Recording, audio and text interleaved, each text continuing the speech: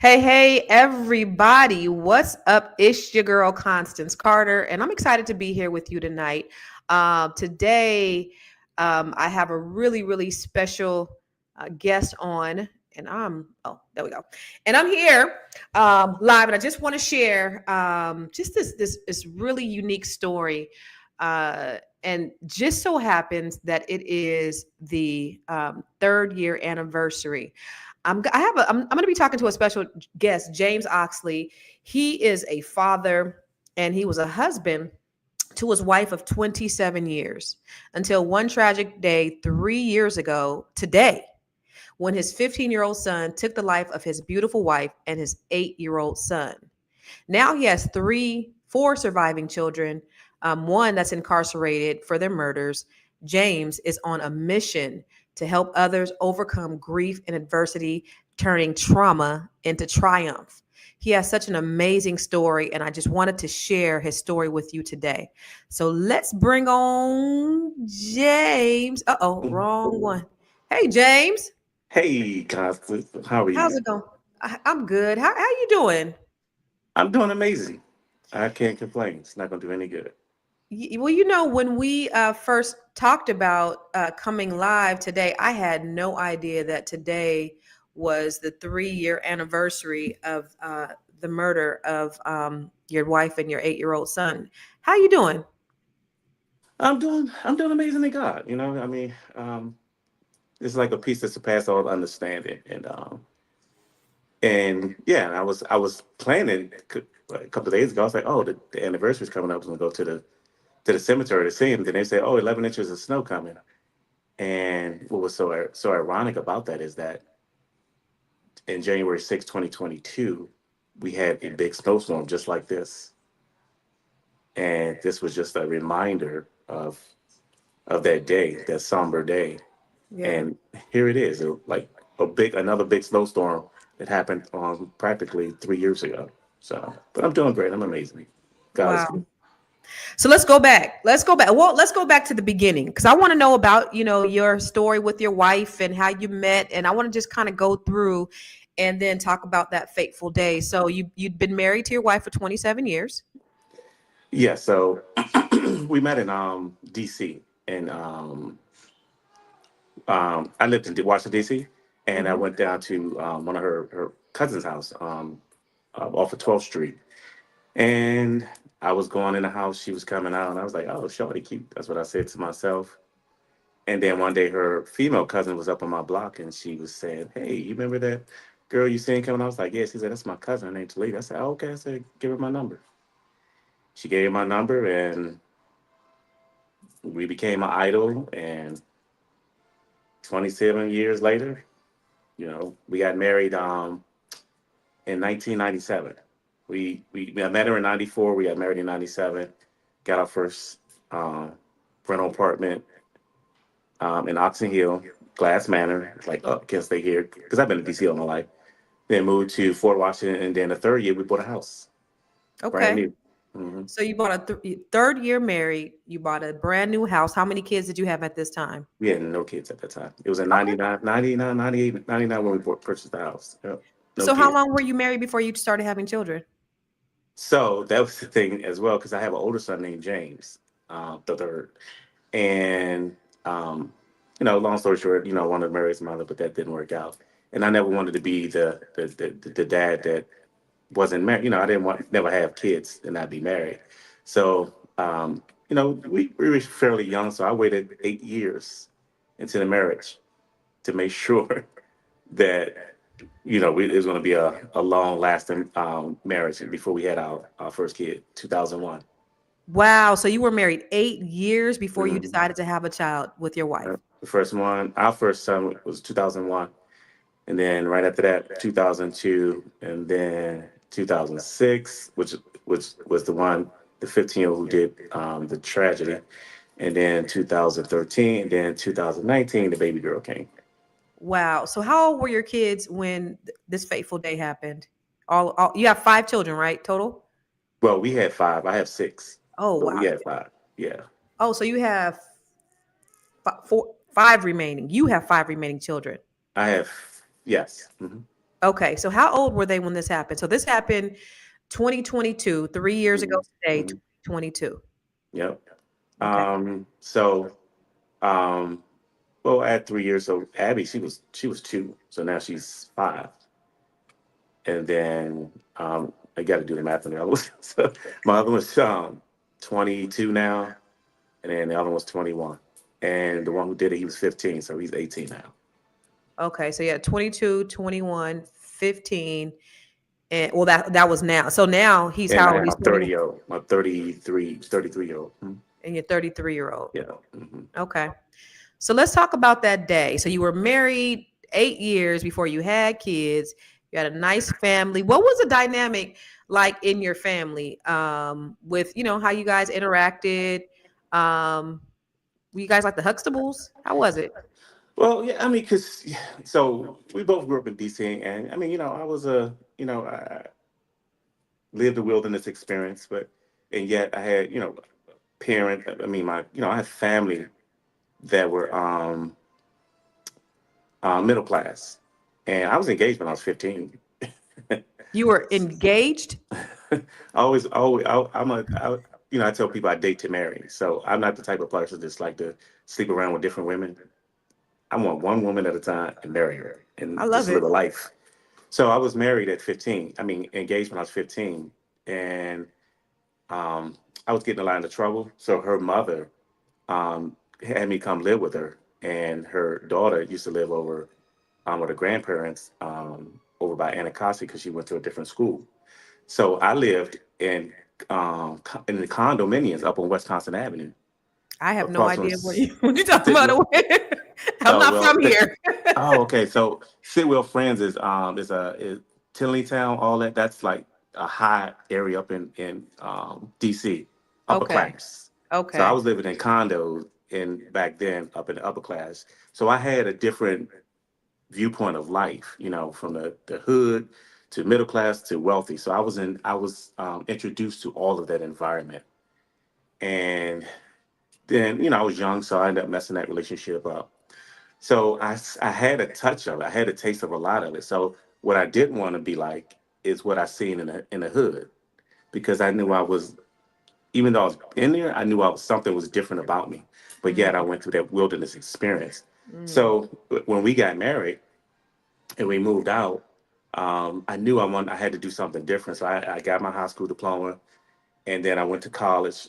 She was in college, and I always said that no woman wants to be with no good woman who has education want to be with a dumb man who doesn't have anything. So I said that's not going to be my life, right? So I leveled up, got my education, got my degrees and things, but we started having kids, and then our life was just changing. She was leveling up in her job, moving up in executive positions at a young age. What did she do? She was in finance. Mm, So her last position was with Amazon Web Service mm-hmm, Finance, but it was mm-hmm. like big accounts, like huge people, all around the country, and another company called Periton. And they actually wanted to bring her back, and she was gonna be an executive there. And she actually did was transitioning back there when all this happened. Wow. And I joined the military. I worked at Verizon for a long time, just imagine. Then I started my own truck business. So we we wanted to give our kids the life that we didn't have growing up, in DC. I mean, we grew up in a DC, you had 3 bedrooms, one bath, Mm, you know, and we wanted to give them a life that um, we didn't have. Where there was no drinking, no smoking, no drugs, no nothing. So they never seen any of that. They never witnessed any of that from us. So um, I mean, all they knew was brand new house. The house that we got when we purchased, when we moved to Maryland, and when we got married and we moved out the apartment, that house was brand new. This house I live in now was brand new, 4,500 square feet. So they never experienced anything less than that. mm. They grew up with two parents, both have degrees, um, educated. We went on family trips, we church going, um, educated. The whole they had everything. They Wow. kids wanted for nothing. Wow. Nothing. Wow. Um, So, mhm. oh, I'm sorry. For those who just tuned in, we have a lot of people that are joining us from the different platforms. I'm talking to James Oxley. James Oxley, today is the third anniversary of the heartbreaking story of his 15-year-old son at the time killing his wife and his 8-year-old son, and also shooting him. So, this is live, and I always love for people to talk back to us and talk black to us. So, if you have, wherever you're watching from, I know we have people that are watching from all over the world. Chime in, let us know where you're watching from, and then just send us some stars and show us your love. But let's get back to James. Go ahead and finish your story, James. um, what did I leave off at? You were just saying that they wanted for nothing. That you had it was a middle class home, upper middle class home, sounds like, and you went on family trips and you did all the things. And so, what happened? Did you start to see something different in your son? Yeah. So my kid again. They wanted they wanted for nothing. They had everything. So the one who committed this atrocity, he was a chef, so he liked to cook, and my wife invested. We invested in that. Bought him all the kitchenware, the knives, everything, and then it was a show, Chop Junior. He auditioned. He got onto Chop Junior. We Oh, took him to wow. We took him to New York to do the episode, and we called him I don't say his name, but the son who does too much. Meaning sometimes he just doesn't listen. He just thinks he knows everything, and he was given some pointers, and he just did too much. But he would have won the show because the first thing they had to cook was rattlesnake, Oh, my God. and when the judges tasted his rattlesnake, it was like they said it was the best they ever tasted. The other Wow. kids, contestants, rattlesnakes was chewy or burned or whatever, but he left two ingredients out, so he ended up getting shot, and he was Mm. disappointed by that. So he had everything. I mean, my kid, I mean, he had everything they wanted. They had it. So just fast forward. Um, like I said, we went on Turks and Caicos. We went on Disney cruise. We went on everything. I mean, they had to come back and write, an essay about their trip, their experience, and things like that. So fast forward, he we started noticing some changes when he got to high school, and something wasn't quite right, and I can notice it. And like I said, him and my wife were like really tight. They were really close, and he had a growth spurt as well. He was short, and he was cute little boy with the hair and everything. And little girls liked him, but he had a growth spurt, and people would pick on him, you know, and he had to take up for himself. But when he got to high school, we just started noticing changes and things of that nature. And he was one time he was looked like he was bugging off of something. He was high, and my other son said, "Is we're high off of something." We're kind of find out he had taken a whole bunch of Benadryl, and what I realized, and we did the YouTube. If you take a whole bunch of Benadryls at one time, you hallucinate. It makes you hallucinate. So he said he had spiders and things on him, so he was hallucinating. So then we let him get on the football team at a school. He went to Douglas. So we let him get on the football team. He wanted a job. He didn't have to have a job because he had everything. So we let him get a job at Three Brothers down the street. And one day I went to pick him up. I mean, I would pick him up from work. And when I went to pick him up from work, I smelled marijuana. So smoke on him. So I said, "Boy, you been smoking?" He was like, "No, Dad, I was in the car, my friend waiting for you. He was smoking." I was like, "Boy, I come from the streets. I know what people smoking. Don't lie to me." So I get home, I tell my wife, I said, "I think Israel smoking weed." I said, "I think he was at the job smoking weed." So then she gets his iPad and his phone and start going through it, and he was living a double life. What do you mean? In what way? He was this nice, good kid. I mean, if you look at I sent you a news clip, and you can hear some of the neighbors. He would Hmm. help the neighbors. He was this nice, Yeah, good he's shoveling kid, snow. shoveling stuff. He was a nice, good kid around us. But when he went to school or whatever else, he became a whole different What person. was he doing, James? They said he hanging out with the dudes down the street on the other block in this. the older neighborhood where we live, and smoking and all kinds of stuff. And we got um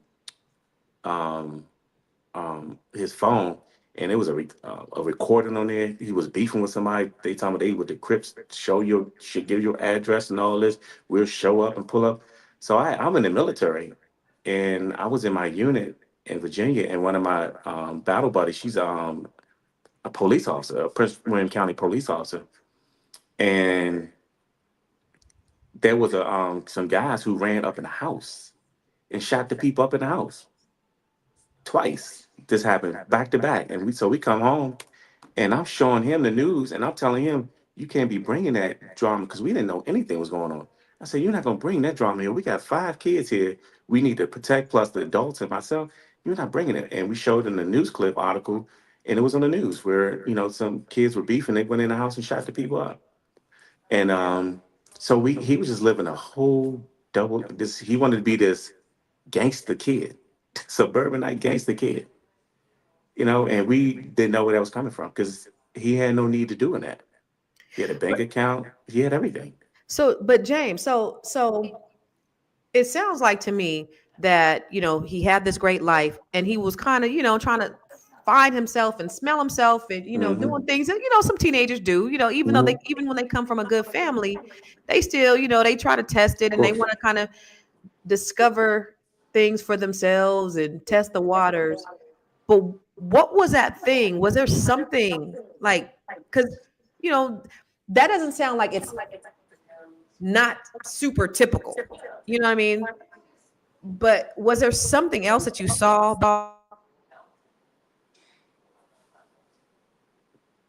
You muted. Oh, besides him smoking weed and hanging out with the wrong crowd? Was there yeah. something else that gave you any clue that he was dangerous like this, or he would do something like this? Yeah, I look. I didn't see the old Israel. I didn't see the old him anymore. I didn't see the bright kid with the happy go. I didn't see that anymore. It's like something changed. It was like a shift, shift shape. Something just changed him. I could see his continent, his personality. I could just see it. And I told my wife, I said, I said, I don't trust him no more. I said, something is going on with him. I said, he's dangerous. I don't trust him. So, our other son, he went into the Air Force and he was in training. Um, and because he was starting to get into fights too at school.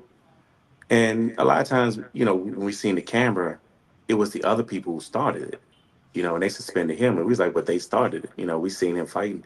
And one of the kids he was fighting, the big tall kid, and he handled himself because you could see it on the camera. But the boy that was with him had a gun in his, he pulled up his shirt and under his sweat hood, you can see the imprint of the gun. Wow.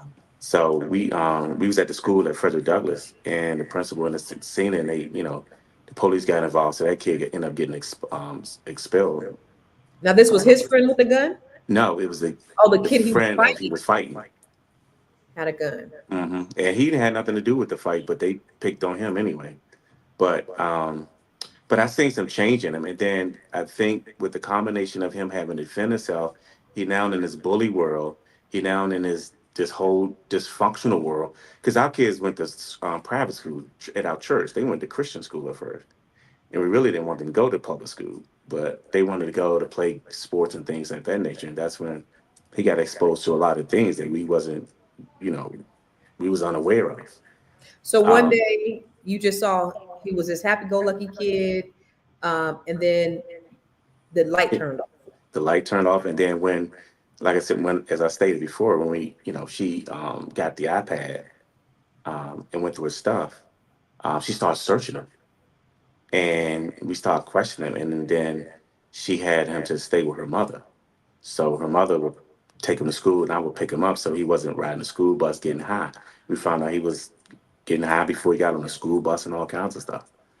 So So how was he with his grandmother? he was fine. I mean, he respected his grandmother. He was fine with her. And so she would take him, I would pick him up, and then, but when he came here, my wife would search him and check him and pat him down, and he would have different things on him. He had cell phones. We don't know where we got it from. He would have a joint on him, and she like, "You're not taking this to my mom's house and all this stuff." So, um, and and we try to get him help. So being in the military, I reached out to, all kinds of people, counselors, everyone, military people. I just reached out to everyone, and they was like, well, he's 15. And I was like, and the police came here. We had the police to come twice, you know, Why? What and happened? What happened to cause you to call the police? because he was here and we trying to talk to him or whatever. He got in an argument. He ran out the door, and so we was like, well, we still responsible for him. He's 15. So when they asked our other son, where, do you know where Israel probably, do you know where he probably went to? And he said, yeah. So the police came and they went down and found him at that boy's house that he was going to school with, getting high and stuff with. So then he came back, and when he came back, he was stoned out of his mind. And the police officer hit in here, and he was looking around, and he was like, "You got this big, lovely, wonderful house. You got these parents doing all this." He said, "I have a 16-year-old son."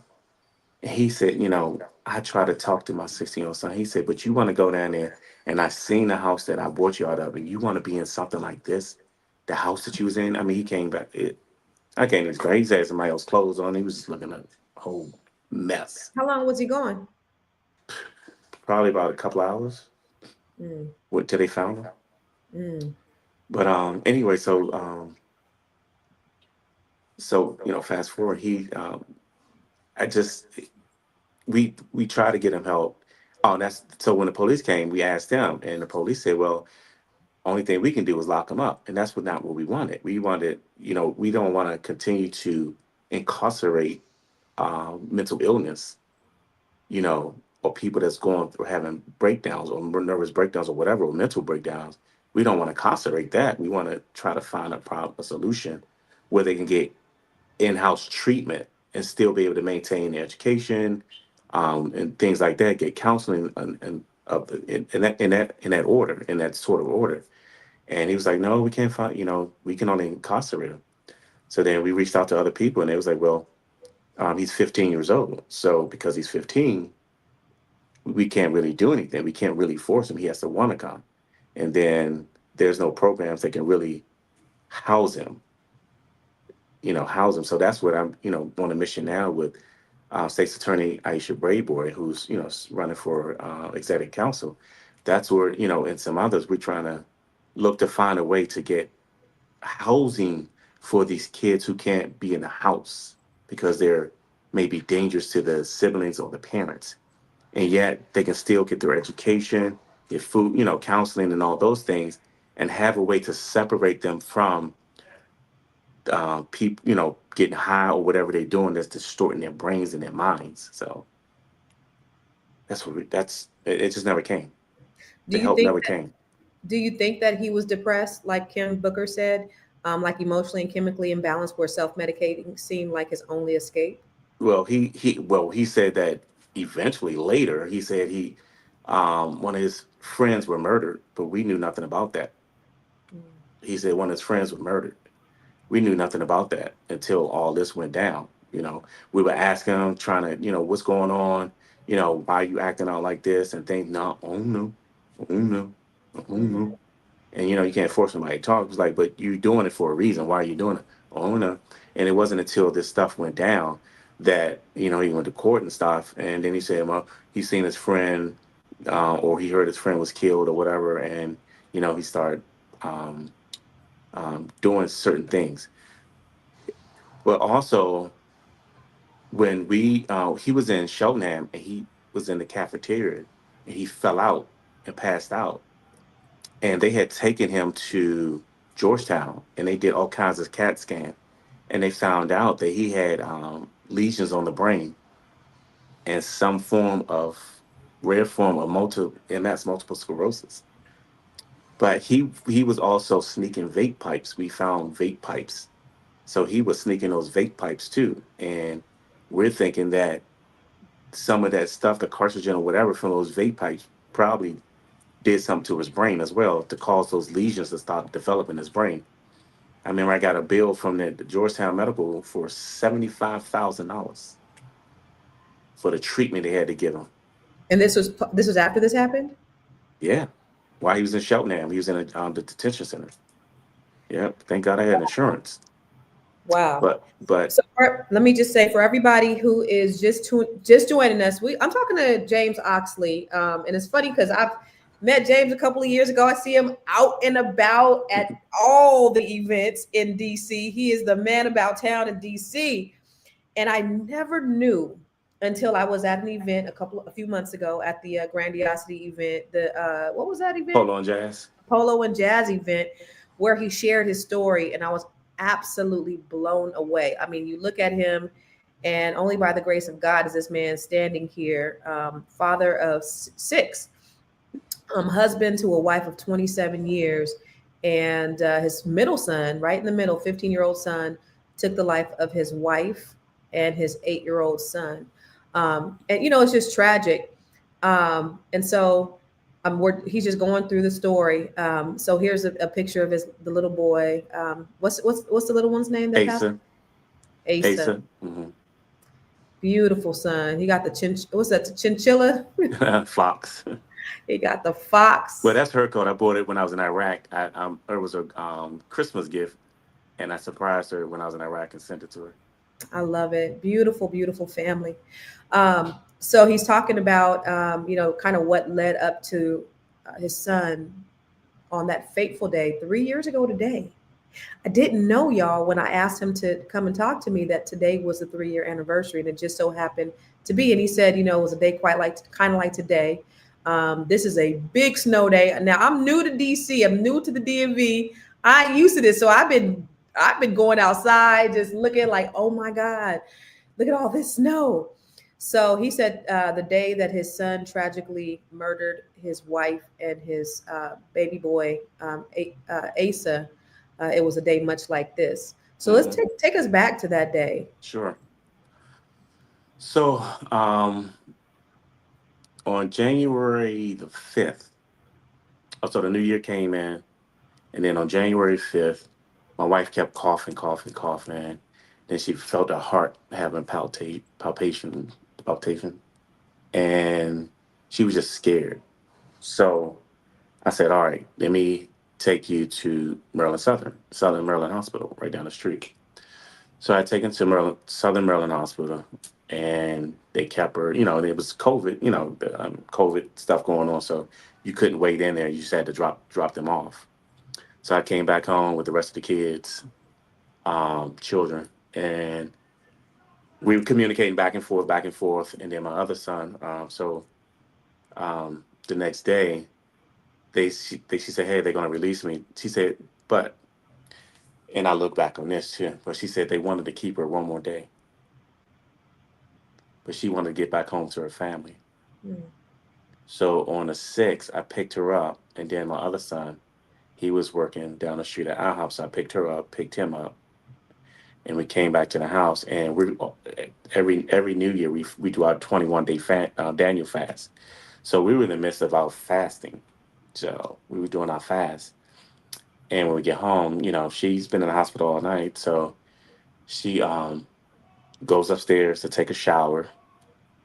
And I had the 15-year-old who did it at the time, 15-year at the time, then my other son, I had him clean up the kitchen so I can prepare some vegan meals. And they did that. So I prepared the vegan meals. And then they went upstairs. And then the 15-year-old was down here. And I just was looking at him strange. And the way we have a house, so in my house I have you go up the one stair where you can go up from the front door, you can go up. Then the other one's from right here, you can go up through the butler's pantry. I mean the butler's pantry, so you can go straight up and you can go around here. So two ways of, exit up and down. On one side is the my living room, my bathroom, and the office, and then right here is the living room, the dining room, formal dining room, kitchen, eating kitchen. So you can come around and you can meet in the middle either way. So, and then I have a couch going that way, and then I have a big chair in the window. So I'm sitting right here where the couch is, behind the stair, in front of the stairway on this side. And my wife, she was over by the window in the big chair, just stretched out. And my 8 year old, he was down on the couch, a couple of seats down beside me. And the baby girl, she was on her floor, on her Minnie Mouse couch taking a nap.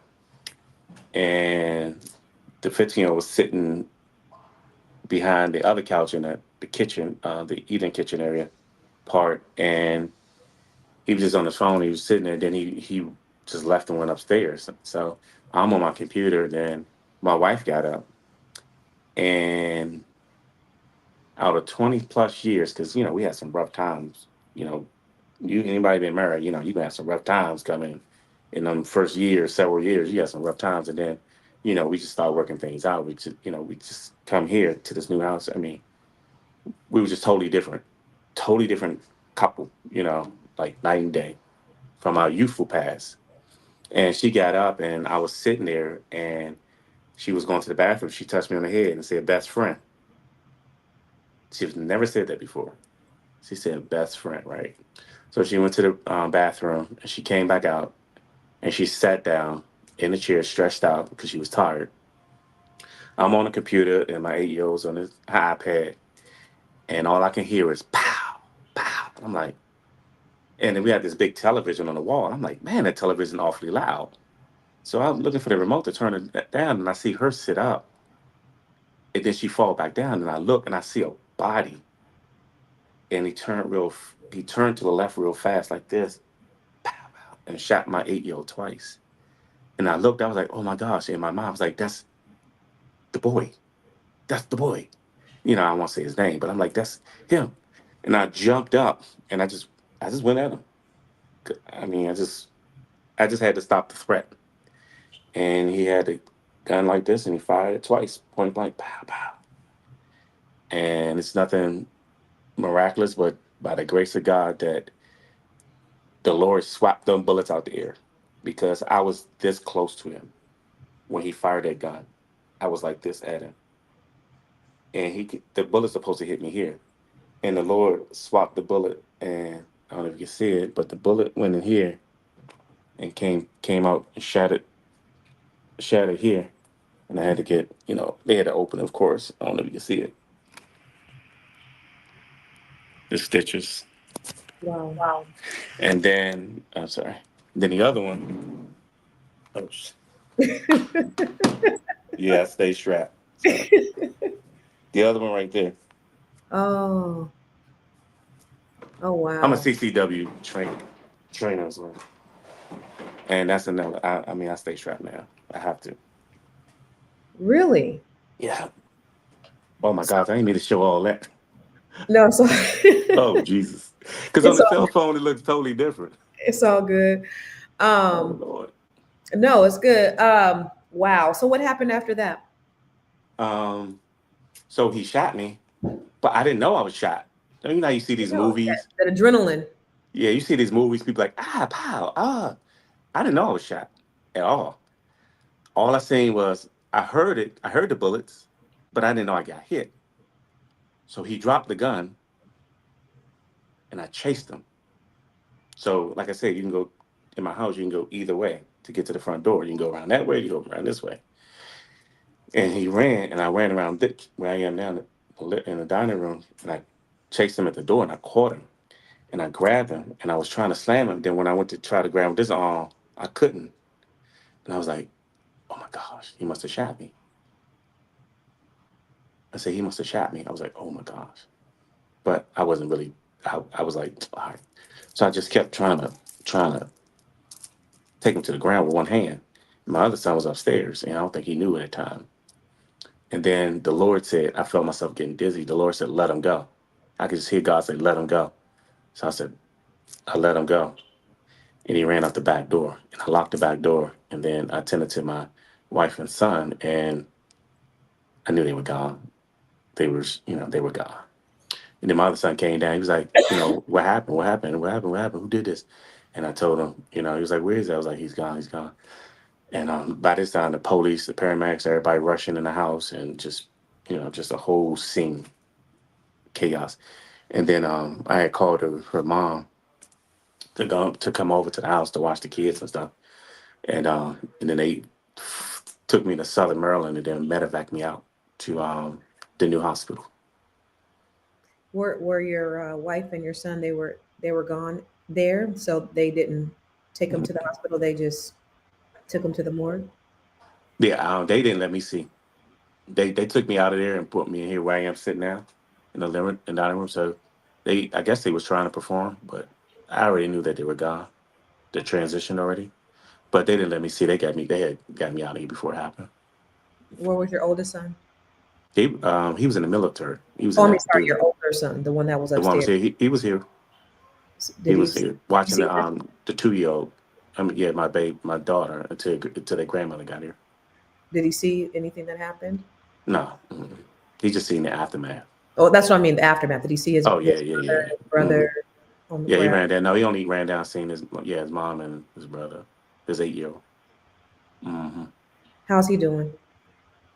Yeah, I mean, I try to ask him, but I think everyone's taking this stride. Hmm. He just had a little kid, Oh, so she's 9 months. oh wow! Congratulations, Grandpa. They need to slow down. So what happened after that? Um, I was in at the hospital for like several days, going through surgery and recovery. I noticed you guys didn't have her celebration services for like a whole month. Oh yeah, because I think it was still COVID, so it was the schedules of Oh, funeral homes and the even in church. 2022, 22. Yeah, Oh they still wow! had scheduling conflicts Oh because wow! I had Jenkins do it, and then my church. But I'm in the military, so we had to schedule it with Shonham, Mm. You go to um, First Baptist? no, Evangel Assembly of God on Branch Avenue, Okay, okay. and then the military. So the Veteran Cemetery over in Shonham. So everybody had to come together and coordinate everything. So it was because we had their service, and then we didn't have the burial till later because everything it was just all off the Okay. scheduling how it was going. Um, so So what yeah, happened with the trial? How did that go? so that took that again that had taken a very while because it was still backlog because of COVID. So everything was just backlog, and that had taken a while. He actually just went to trial a couple of years ago. Time is moving, but It's he three. Well, just so we're at 3 years. So it took about a year for him to go to. two no almost two years Oh or wow! so. So about a year ago. Yeah. Um, so when you're juvenile, you don't plead not guilty. You plead involved. It's called involved. Meaning, you was involved in a situation. Juveniles, they don't get to plead not guilty. So So did you pay for his counsel, his legal counsel? no, I Okay. think his grandmother paid for it. Oh I wow. didn't know. She hired him. I didn't know. I mean, all this stuff was happening. I was out of it. I was heavily medicated. I didn't know what happened. She got him an attorney. I didn't know Okay. she got him an attorney. I didn't know anything. Okay. And then I So found out later she got him an attorney. so he went to trial, and Hmm. what was he convicted of? What was he charged with, and what was he convicted of? So he was charged with first. So he was charged with 2 counts of homicide. So he had 2 first-degree murder life sentence, and then multiple counts of attempted murder on my life.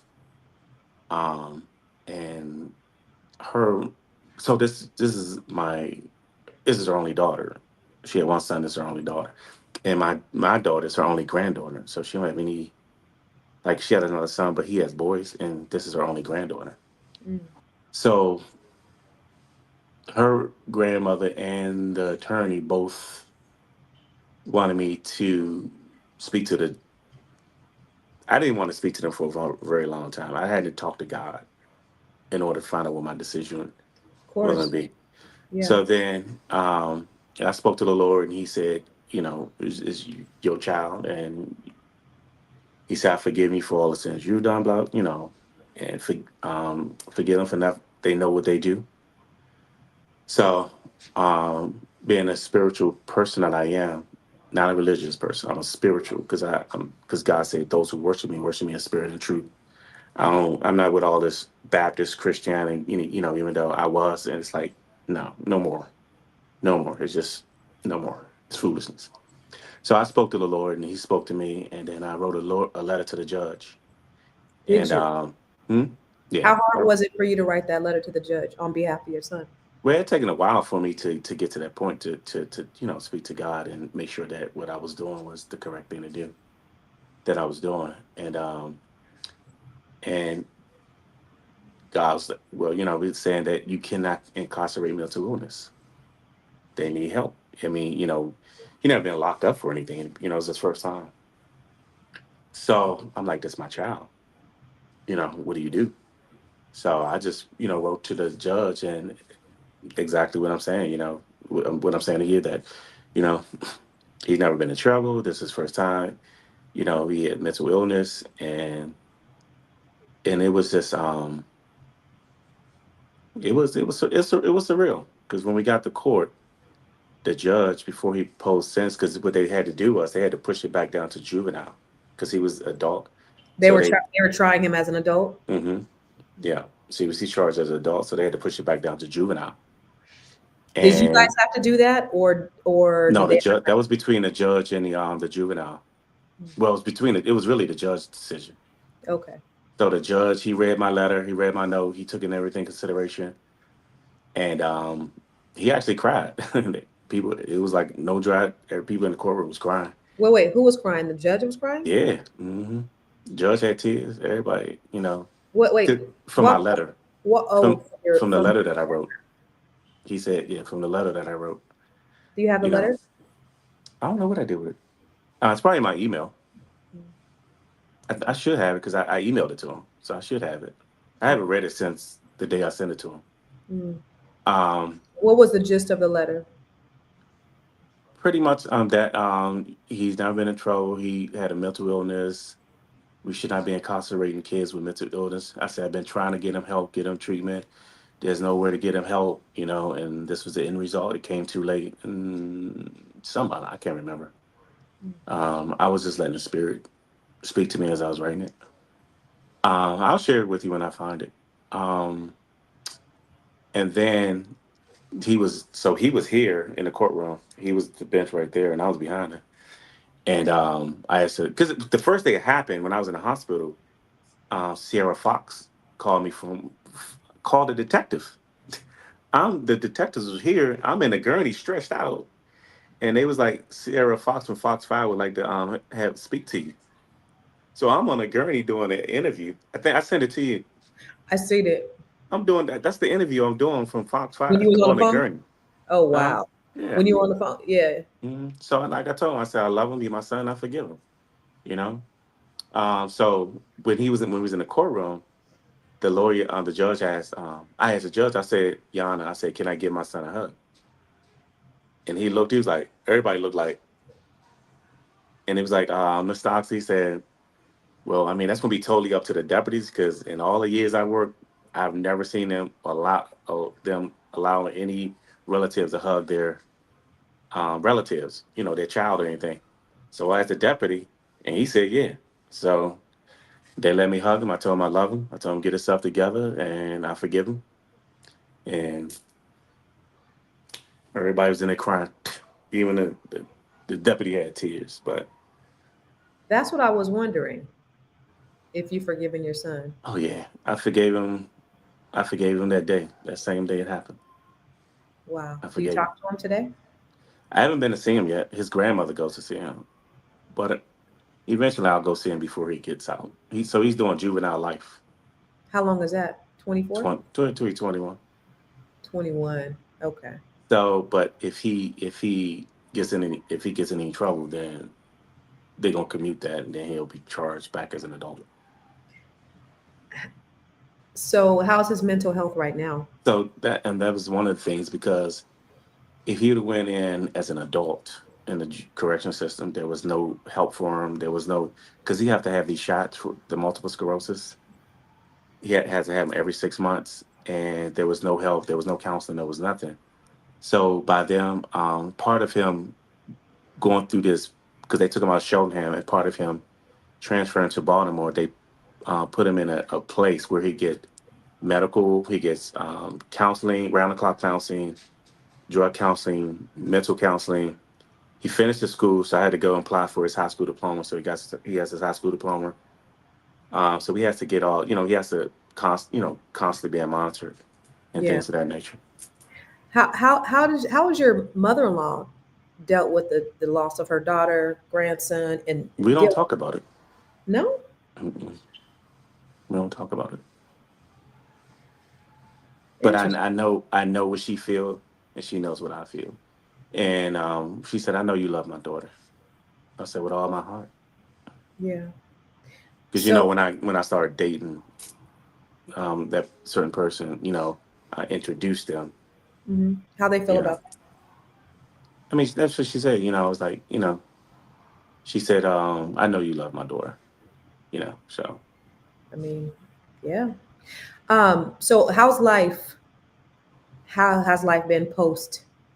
well, I mean, so here's the thing, I had to have counseling, things like that, especially because in 2007 when I was in Iraq, I got hit by a roadside bomb. So I survived that attack. Oh, the devil's been trying to kill me all my life. I'm a chosen child of the Most High God.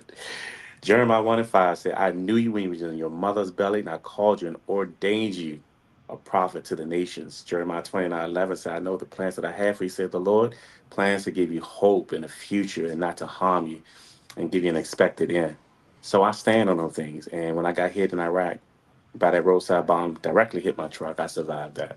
So yeah, I had to go to counseling and PTDS counseling, things of that nature. And what I learned, because because I still see this, I'm still in the house where it happened, Right. and I still see it play out in a movie in my head every minute, every second, every hour, every day, every month, every year, over and over. I still see it like it just happened yesterday. I still see it. So with the Lord, I asked the Lord, give me tools, things I need, along with me going to counseling. So one of the biggest things I have is cope, coping mechanism. I learned to cope with what I cannot change and to live in the spirit realm of the Lord, because life did not stop January 6th, 2022. Everybody and life just kept going and going and going and going. And now we're in January 6th, 2025, 3 years later.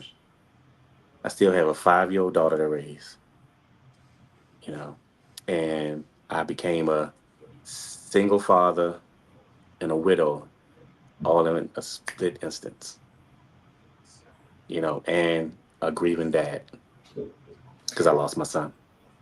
Do you ever look back and think I should have done something different, even though there's nothing that you could have done? Do you ever think that in your mind? Because sometimes we tend to blame ourselves and think, well, I could have done this, I should have done this. Do you ever have those thoughts? So we do that, right? Because we always, like you said, it's like, what could I've done? And then the Lord say, nothing. You couldn't have done nothing. Thank you for saying that, because that's what people do over Hmm. and over and over again, And I and had then to they stop it. torment themselves Hmm. with that. I should have Yep. done, I could have done, and then what did you say? You couldn't have done nothing. That that's what people need to know. You can't. I mean, because if it's going to play out and it's going to happen, what could you have done to stop it? Yeah. You couldn't have done nothing. You sitting here, everything is calm, and like I said, they were like this. Even Like, then.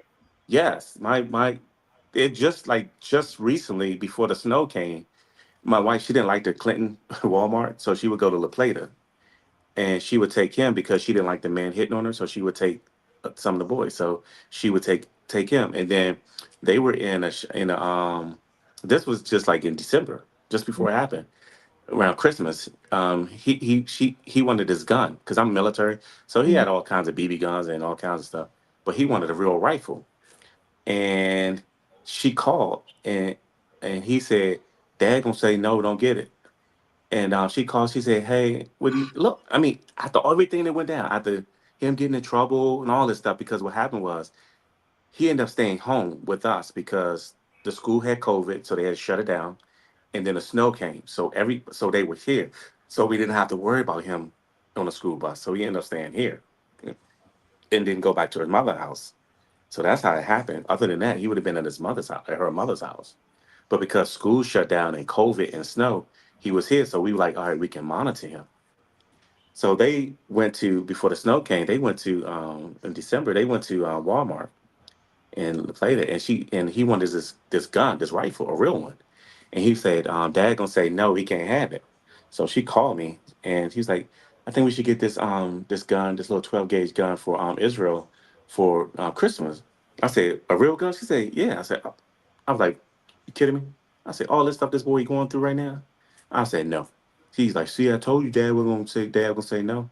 Oh, the writing was on the wall. So but that's what I'm saying. That's how much she still loved him. You know, they was like this, real tight. Mm. And so we would never think in our wildest imagination of dreams that he would have did something like that to her. It was like a peace that surpassed. I mean, it was. I always say, like when we was ended 2024, I said there's a calm before the storm in 2025, and we got a snowstorm, and then we got a hailstorm about to come with this election stuff going on. Oh, Mhm. we got a storm coming. Yeah. And that's what I told her. It was like a calm before the storm because we were fasting. It was quiet, peaceful.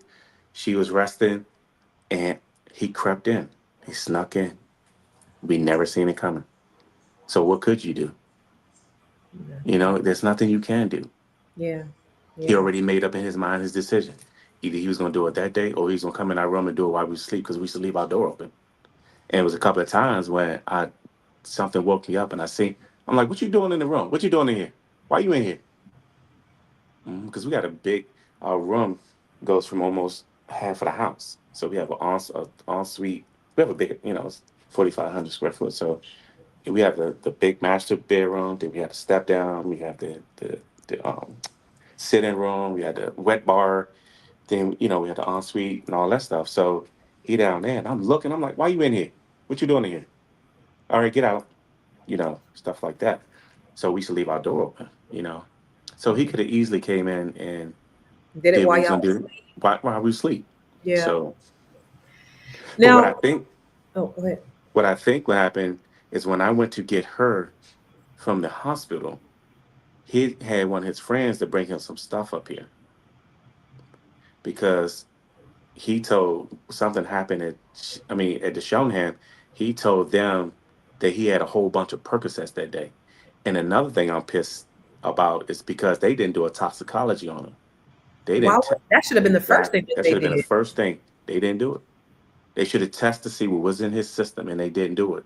But he told them at the Showdown, the Witch Count people, the counselors, that he had taken a whole bunch of Percocets that day, and I know he got them from that boy down the street because we don't have any Percocets. We don't have anything in our house. Did he seem off that day? Uh, yeah. He So did. when I when I went to grab him at the door, he wasn't there. I looked at him. It wasn't a smirk. It wasn't a frown. He was just stone faced. Like he was stone. He wasn't even in. He wasn't in. And that's why I tell people when you do drugs and alcohol, it moves your spirit man out of the way, and Correct. another spirit takes over. That's right. That's exactly what drugs are. Right, and you don't know. Yeah. And he wasn't there. He told them. He was so delusional. He told them. They kept asking him, "Do you know what you did?" No, I don't know. I don't know. I don't know.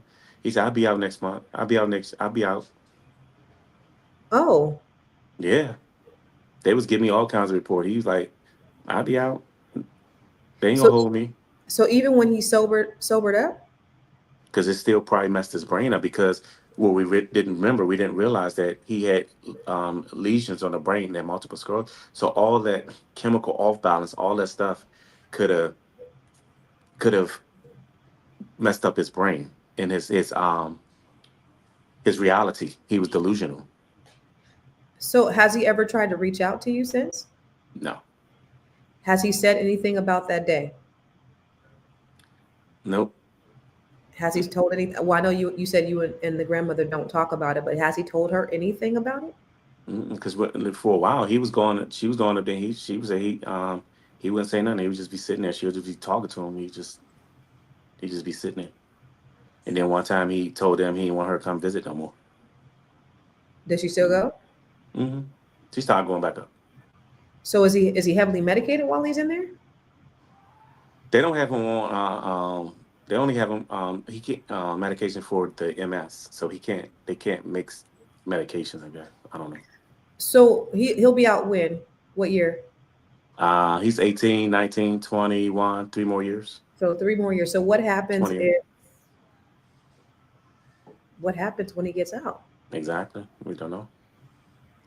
Um, because all I know is like my sons wanted him. My brothers, everybody was looking for him.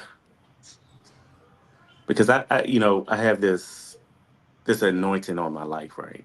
Where I have this heart, this gift, And I mean, I had to grow up, fight and all kinds of stuff because I'm the oldest. I was born in '69, so I'm the oldest. My father wasn't there for me, so I had to protect everybody, And I got this big heart of giving. So if you do something to me, people coming for you. And my brothers, they came up the hospital. Everybody, they was look. I mean, they wanted to take out my own son.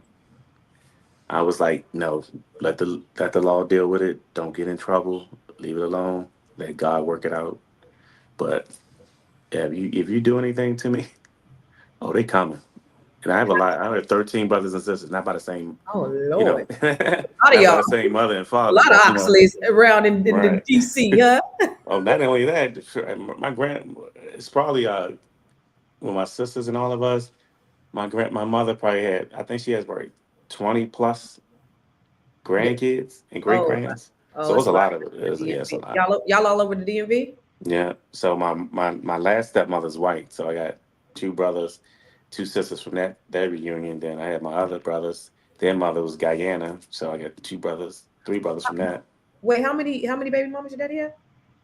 Yeah, my mom was the first. She was 15. My mom was 15 when she was pregnant with me. Oh wow. He was 17. She had me at 16. So my mom, my stepmother, she's from Guyana. Uh, my my third stepmother, she's white, and then some random lady he met while they was breaking up. So you see, and then he's like, "You're gonna be just like your father," because I'm named after him. I said, "No, I'm not. No, I'm not." So that's why I don't. That's why I don't sleep with around with different women. That's why I don't mess with. I give me one woman who God gave me. I respect women. I respect their body. I respect their mind. I respect everything, and that's just the type of person I've been. I Yeah. don't beat him. I don't hit him. I don't curse him. I've been my wife 27 years. I never beat my wife. Never stepped out on her like that. None of that. I mean, even you can have even my son's mother. They might be listening. She can tell you. I've never put my hand on a woman. So Just that's just not my spirit. you were with your wife 27 years. You waited So, 8 years until you had your first child. yeah, Um, and you guys built this beautiful life, went on vacations, had this big 4,500 square foot home in Maryland. And that's Prince George's County, that's PD County, right? yeah, Went to Turks and Caicos, went on Disney cruises, everywhere. just Mhm. provided this life, kids in private school, Church. church, and I'm you an felt, ordained pastor. oh wow, I I'm think ordained. I just retired from the military in 2022 as a staff sergeant. so. I'm an You actor. never, I'm a SAG oh actor. you do it all. But you would have never thought in a million years that something like this would befall on your house with your family. And No, most people don't. You nope. just don't know. So how do your other kids feel about how do other boys feel about their brother, even to this day? Oh, they disowned him. Yeah. Except my oldest son because they don't have the same mom, Okay. so he don't have the same understanding. But the ones that have the same mom, they disowned him. But Yeah. my oldest son, you can probably see on his website, on his page, his IG page, God saved him, and you'll see the picture of Asa on there. So Mm. he took it really hard. Yeah. Wow. So when I saw you at the what was that event called? Hold on, Jazz. The Polo and Jazz event, you were talking about mental health. Hmm. And you were the thing that just got me is when, like I said, when you were up there talking, and I was like, wait a minute, I've seen this man all over DC, everywhere. I would have never guessed in a million years what you had been through. Never. I mean, I'm new here. I've only been here 2 years now. Oh, okay. And so, I'm just trying to get acclimated. And so everywhere I'm at, you at. And I've been outside a lot, when I first got out here, and Right. you've been outside a lot. So when I heard your story, I was so shocked just at how you've been able to overcome um all of this. I had no idea. You just, you look at people, you don't think that, Right. that they're going through, or that What they've they've been been through. through something this tragic. And so now you're turning that tragedy into triumph. So now you go around and you're speaking. What are you trying to, what do you want people to learn from this? And what's your purpose now that this has happened? Yeah. So I didn't want to go inside. Meaning, I didn't want to go inside and not come back out. I've seen it so many times where people lost someone in tragedy and they didn't know how to respond and they just went inside and they just became living and not existing anymore. Mm, And I didn't want that. And mm, so as you're right, I was on the West Coast, I was on the East Coast, Florida, I was all over the place. Um, and what I said is that God has me on a mission, right? And I'm not going to let the devil to defeat me or to steal anything that God has for me. And I wanted people to know that life goes on past the journey of a tragedy or tragedy or trauma. You can live. I had people that went to high school, junior high school with, and she called me and she said, James, she was like, this, told me her name. She said, you saved my life. I was like, oh, I said, thank you. She said, no, no, no, you don't understand. You literally saved my life. She said, when I seen you and I heard your story and I seen how alive you were and how vibrant you were and how you were going, she said, I lost my mother. She's my best friend. And I was sitting here contemplating killing myself, taking my life. But she said, because I didn't know if I could go on and how to go on. She said, I wanted to kill myself. But I turned and I seen your story. I think it was on Spotlight Over the City. It was on Spotlight Over the City when I first did it with Stan and Terry Long. They brought me onto their show because they knew my son first. And because they was like, we had the same name. They was like, do you know somebody named James Oxley? He's like, yeah, that's my father. So a couple of people, I mean, people was just calling me, and another lady called me, and you know, um, they just said they heard my story, and it saved their life because they see that I witnessed a tragedy like that firsthand and being shot myself twice, and yet I allow the spirit of God to take over my life and just to radiate positive light and living, and that it goes on. You can cope with a tragedy, but you have to surrender it to the spirit of God. You can't drink it away, you can't smoke it away, you can't drug it away, you can't sex it away, you can't eat it away. All those things bring misery. So I knew, I said, I can't drink, I can't do drugs, I can't do any of this stuff. I have to cleanse my mind, cleanse my souls, cleanse my spirit, and allow the spirit of God to resonate in my life. Like I said, when it happened, I was standing there. It was like this peace that surpassed all understanding came over me. I didn't panic. I didn't. I just. I can't in, explain it. in that moment that all of this was going on. Yes, I can't explain it. It's just like God just came over me, and I was like, and I felt like this cool spirit breeze, and I was like, only person I was getting a little frustrated with was the operator because she kept asking me over and over, and I'm like, lady, I told you several times. But other than that, I'm looking and I wasn't panicked. Like I say, even when I was wrestling with the boy at the door, I wasn't frantic. I didn't feel like I was about to lose my life. I don't know. You weren't I can't explain scared. it. You were just at peace. No, I was just at peace. I just can't explain it. It's just Mm, like God just took control. mm. And I guess because I asked him so for so many years. Like even when I got hit by the roadside bomb, I didn't know I was dead or alive, but all I know I got hit. I couldn't see nothing until the smoke and the wind blew everything away. Mm. And I came out, but I can't explain these things. All I can say is just God. That's Mhm. all I can say is just the miraculous miracle of God that I Mhm. witnessed, and I believe, and I know within my heart that I am a chosen child Mm. of the Most High God. Did you have therapy also? I went to therapy. Um, This, I know you went to therapy for the other thing, for your PTSD, but mhm. for this. Well, my therapist, my pastors and counselors like that, but no professional because I already went through. But my counselors, I mean my pastors, and that those things. But I had coping mechanisms and therapeutic therapy to give me the tools to help me with such a time as this, and those tools came through for me. So how do you show up in relationships?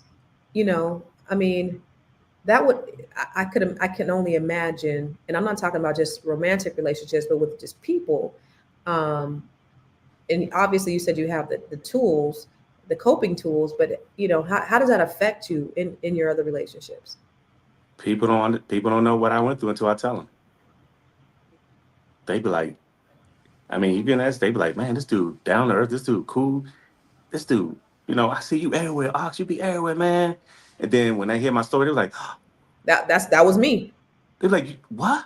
You went through That what? was me. It's like, bro, I wouldn't have never known to see you unless you said something. Yeah. You don't act like that. You don't look like what you've been through. I was like, But those are people on the outside. I'm talking about internal. I'm talking about people that you deal with on a daily basis. How do you show up with them? How has this I'm the affected? same James. I'm the same James. I'm the same, except I'm the same James.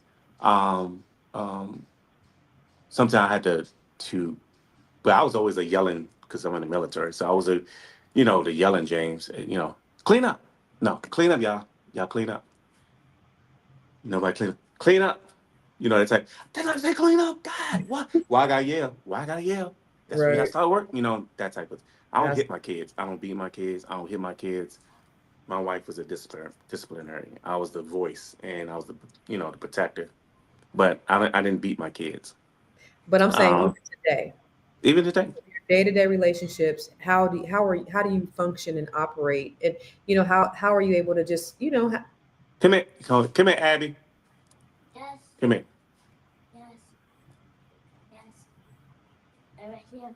She won't get on camera so bad. You say hi. oh my God, she is so beautiful. Hi, Abby. Did How Daddy are love you? you? Does Daddy love you? Girl, you can. She's so sweet. Stop being shy. Who does her hair? Her grandma. Oh, you don't do the hair. I don't do nothing. I take it over there. You are so beautiful, Abby. Oh my goodness. Okay. Beautiful. See better. So I mean, I have to show up for them, you know. And I took a course with my mentor, Henry Henriquez, the $1 Million Story, and Andy. Andy. Andy Henriquez. I'm sorry, thank you. And the $1 Million Story and master. I took his course. I mean, his thing, and Did you take the one in DC, or did you go to Florida? I went to Florida too. I Okay. took the big one. Yeah, I was in Florida. And he said, show up for your life. Hmm. How you gonna show up for your life? Hmm. And that's what I have to do. I have to show up for my life every day. But it's just not about me though. And that's Right. what I try to get people to understand. It's not about my life. It's about other people's lives. How do I show up for them? Hmm. For my kids? How do I show up for my neighbor? Or if I'm in a relationship, how do I show up for them, my friends? How do I show up for my family? How do I show up for people? So, I have people every day calling me, borrowing money, borrowing money. I'm giving, I'm giving, I'm giving. And I think that's one of my things too, is that, I don't know how to say no sometimes. Well, And I have let me to, hold something. If you're giving away money, let me go ahead and you hold got it. What's your $8. cash app? What's your cash app? My cash app What's your is. cash app? Your Zelle. And I mean, I just show up as me. You know what I'm saying? I can't be anybody else. I never want to be like Mike. I never want to be like a football. I never want to be like anybody but who God created me to be. I mean, that takes a insurmountable amount of strength, and people with lesser, people could be. getting in breakups and won't come out of the bed for 3 years. So the fact that you not only lost your wife and your son, but you also lost your other son, because he's serving time for their murder, Hmm. and for you to be able to get up, was that immediate? Once once the medication and the wound started healing. Really? But once when, I had the wounds and I was in a lot of pain. But once that, because I mean, in the interim of it, I got my finished my MBA in real estate development from Liberty, all at the same time. I graduated. The tragedy happened in 2022, and I walked the stage at Liberty University with cast and all. Girl, my doctor wanted to strangle me. I told my because that is a master, right? So you had a different road, the gala. So I had to cut the cast off and put half of it so I can get my hand on it. Oh my God. And so I'll So show you the you cut picture. I the should cast. have sent you the You picture. you cut the cast instead of cutting the road. Yep, I cut it in half and stuck my But you hand. didn't, you didn't cut the road. And you see this? I got rod in there. What? This is the second time. So what happened was when I wrapped it and I was down there. I walked the stage and I'm going up and I'm getting my thing, my degree. To give you the little fake one at first. And I was like this. I got a gas on. Don't shake too hard. And I'm smiling at the camera. And you can see it. I got the video. And you can see it because I was recording myself like this. Oh wow. And only I knew what was happening. But I went to my graduation. I was there alone. I drove down to Lynchburg, stayed in the hotel, went by myself, graduated, got my MBA. Wow. I was off the meds, banging it out because I had to finish. I was like, I got to finish. So I was doing work. I was at her mom's house, and I was in there, wasn't going anywhere. So while I was in there, I was just working, finishing my degree. And then once some of this started healing, um, and I was over there, and I was like, I got to go back to my own house. I can't be How long here. how long were you away from your house? So January, it happened in January, February, March, April. I think I might have came back here around May or June. Okay. I moved back in. I was gonna say you got to be superhuman if you came right after, right after, because I mean that had to, and it had to be tough when you first came home. How was that? I know you said you relive it over and over, every minute, every second, every day, every Hmm. year. You're reliving it. How? Like I said, because they had a temporary, because the bone shattered, so they took the shattered bone and put some other positive and some temporary rod in there. And when I came back from the graduation, I like stumbled a little bit and pushed down on it, and I can feel it and snap the Oh. bone again, and Oh. everything in my hand swelled up. So I was like, oh.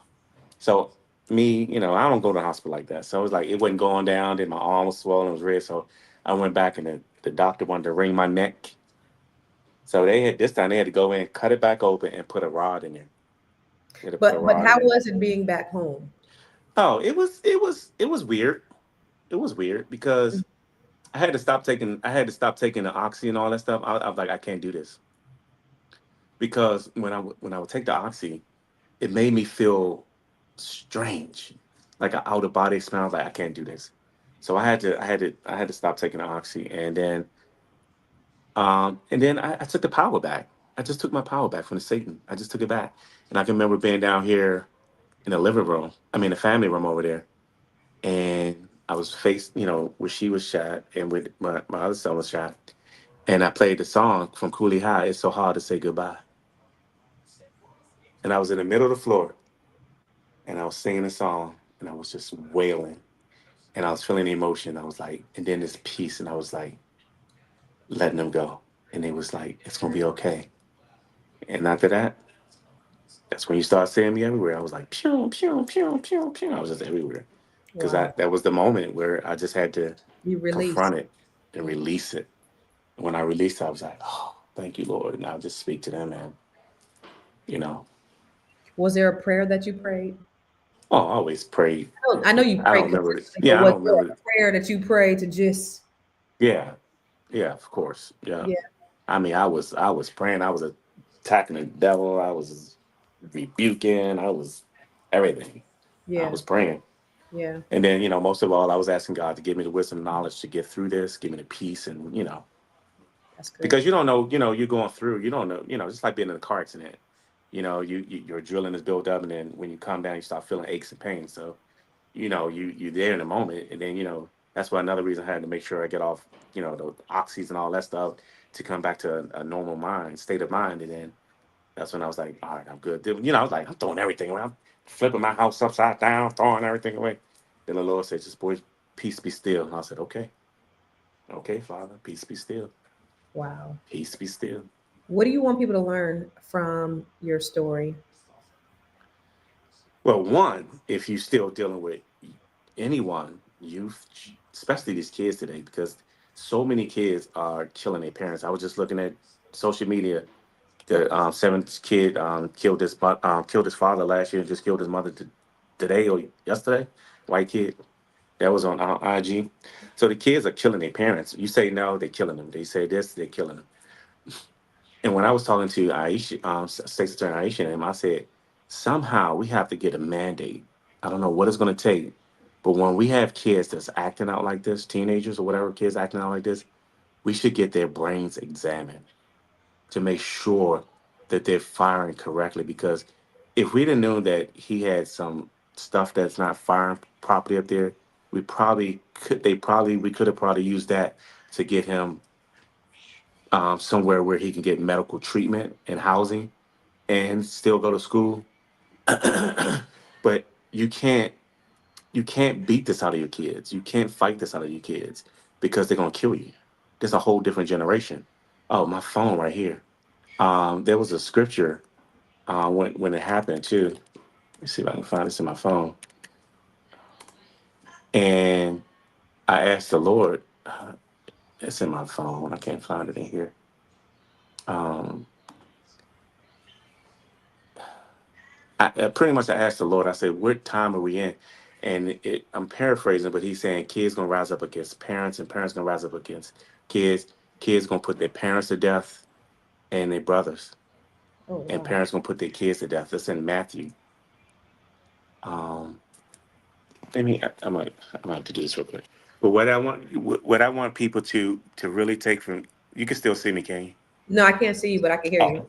Oh, hold on a second. Here. Um, Yeah. what I want people to take from this is that when your loved one is going through some type of psychological psychosis, whatever, anyone, you have to not take it for granted anymore.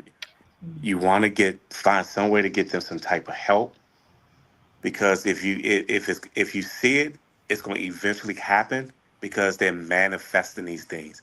And once a lot of times people are manifesting these things, it actually comes to fruition. However, when you have a tragedy and you live in okay, and you living in a tragedy, uh, that moment. Let me get back out of this.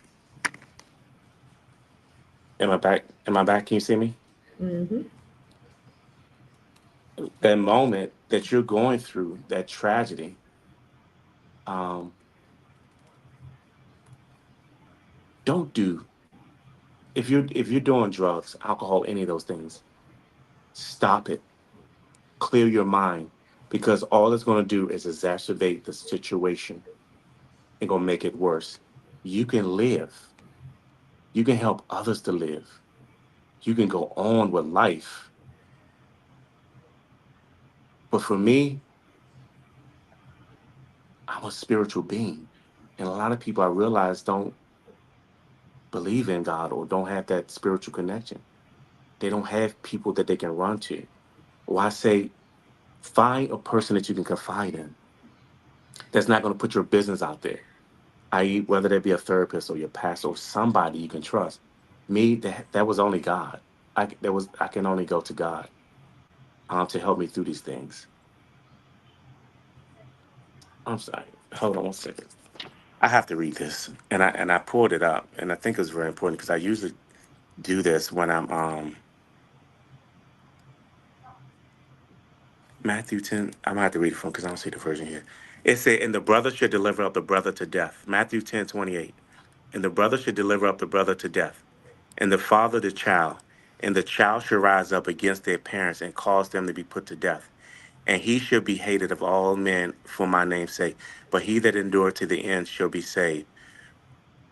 But when they persecute you in this city, flee ye in another. For verily I say to you, ye shall not have ye shall not have gone over the cities of Israel till the Son of Man be come. What he's saying is, when I asked for it, God was, what time are we in? Because the Bible was written from the beginning to the end. And he gave me that scripture. And I was like, oh my gosh, this is what happened to me. This is the dispensation that I'm in. And now we're living in the perilous times. And it's so surreal. Everything that's happening in this Bible is happening now in society. And people don't understand that. We so willy-nilly going about our lives. Like we lay down and we wake up and we take waking up for granted. We take, oh, I'm going, get my coffee, get in my car, drive, rah, rah, rah. Oh, accident happened, oh, something happened over there. But we don't realize that the enemy and everything that's happening is going on around us. And we're not prepared for it. Most people are not prepared for it. And I pray because I have grandchildren now. And I look at the stuff that they have to deal with that's going on in this world, with the internet, with the social media, with the kids wilding out. They was just I was just looking on social media that today, and these kids was just looting and going crazy.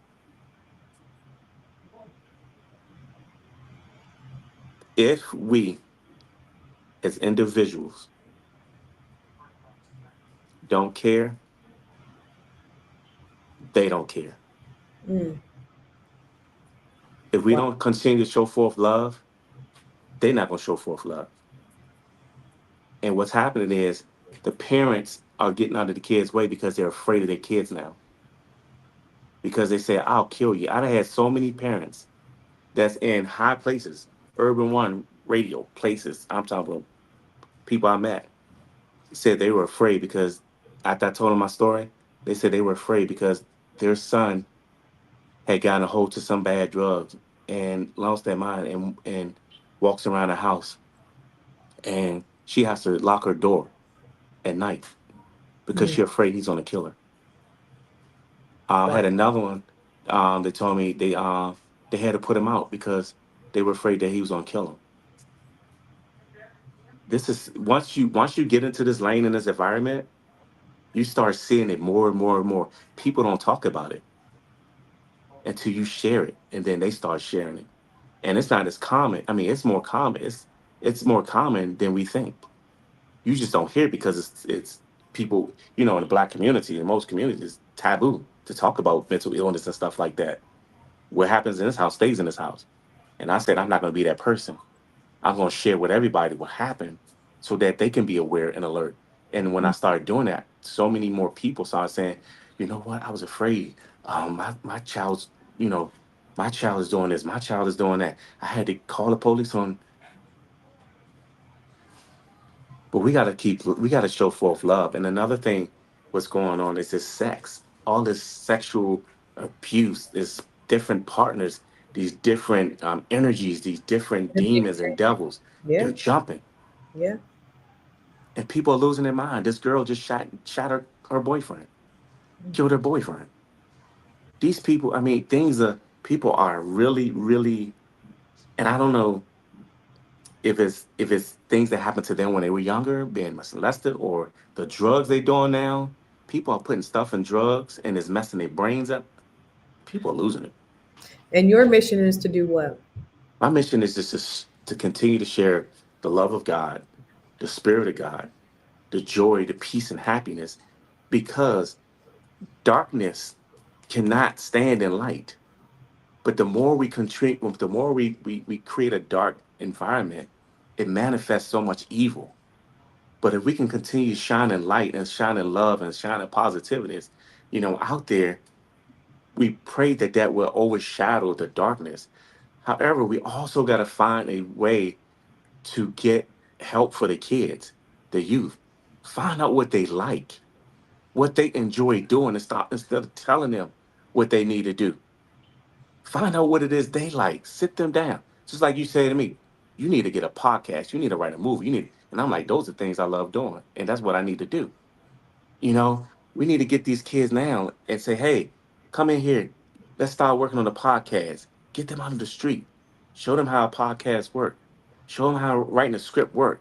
Get them into the movies. And then even that we got to be careful because we got so many devils in there using their body, their skills and things that to want to have sex with people just to put them in a film, just to give them a record deal. They want to have sex and that messed up people's brains and their mind because they're like, oh, I come from poverty.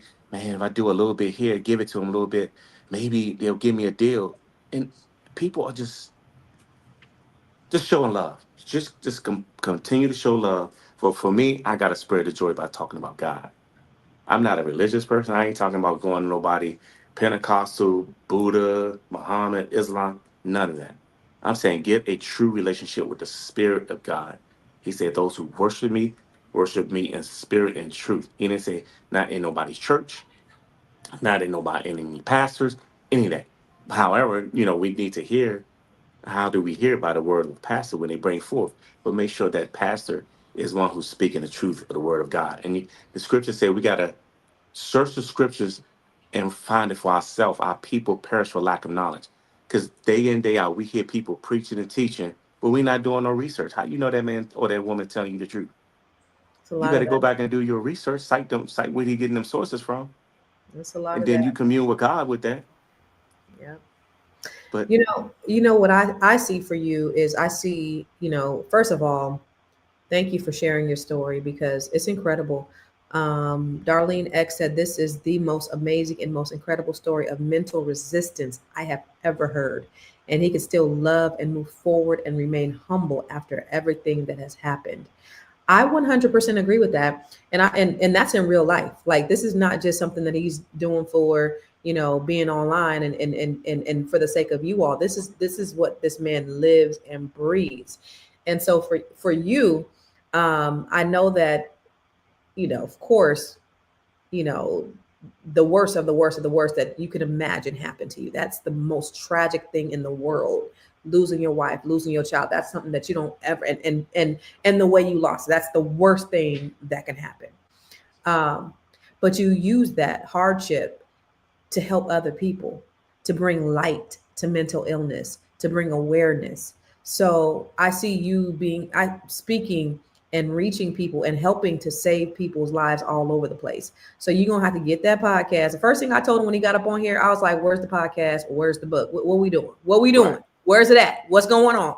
Because every people need to hear, and you need to be telling your story over and over and over again until everybody hears this, because somebody's life can be impacted, will be impacted by hearing what you've gone through and how you've been able to overcome and how you've had the mental fortitude to be able to do it. Because just like you said, could I have done something? No, nothing. And people need to understand that because they drive themselves crazy Mm-hmm. thinking, I would have, I should have, I could have. Could But there's nothing that you could have done to change the outcome of what happened. mm-mm, But what could you do now to not only help yourself, help your children, and help other people who are going through the same thing? And so you being on a mission to do that, to bring awareness to mental illness, to bring awareness to all of the things that are happening with our youth. I see, you in your nonprofit getting grants. Easy Street. He does, when you talked about having podcasts. He has a nonprofit where he helps youth in DC. Um, mm-hmm. and he helps them with podcasts and whatnot. But all of those things, we're in the land DC of grants Mm-hmm. and government contracts. Yep. You need to be getting access to all of that stuff so that you can really spread your word and awareness. And I'll definitely help you with that, I because appreciate it. this needs to be, everybody needs to hear your story. So I just wanted to see if anybody had any. I know Kim. She said he has an empathetic spirit. Has his family story ever been produced for any TV true crime shows? Have you been? Has Well, your story been on true crime? no, I had I was it's a long story about that. I was get someone's supposed to have been producing it, but it was some shady stuff, you know. So I got to be real careful in this, real careful. I had to Okay. get contracts and everything, but you got to be real careful with people. So James, Yes. where can they follow you? Where can they find you? Oxley Realty Services on IG. Oxy Um, Realty Services. Oxley Realty Services on IG. Um, I'm on Facebook. Um, James, what's my other one? James. Oxley. Oh, Jake. I got two IGs. See, I'm Okay. usually on my phone. I can't get my Okay. phone. It's Jake underscore Oxley, J Oxley 888 or James. I don't know. If you go on, if you put in James Oxley on IG, I mean you see my son on it too, but you'll see me. I got two IGs and then I'm on Facebook. So this is so new, this is so fresh, and this is so raw that James hasn't quite created his platform around this, but he will. He will. Um, because more people need to hear his story, but more people need to be helped, more importantly, by your story. And so I'm so proud of you for your willingness to share this. And this is so fresh. I would, God forbid, but I don't even know if I would be out of my bed in 3 years, let alone be able to speak on platforms like this, discussing. And you said this goes through your head every minute, every second, every hour of the day, all day, every day, and you still manage to get through it. And not only, and you're not even thinking about you and your family, but you're thinking about helping others, which is huge, which is what life is about, right? That's the most fulfilling part of life is the opportunity to be able to help somebody else get through whatever that they're going through. So I haven't even changed my bed yet. you still in the same bed? What did you share with your wife? And I look over there all the time. Yep. Mhm. Wow. Yeah. Mhm. So thank you, James. I appreciate you being on the platform, and hopefully this gets out. Y'all, listen.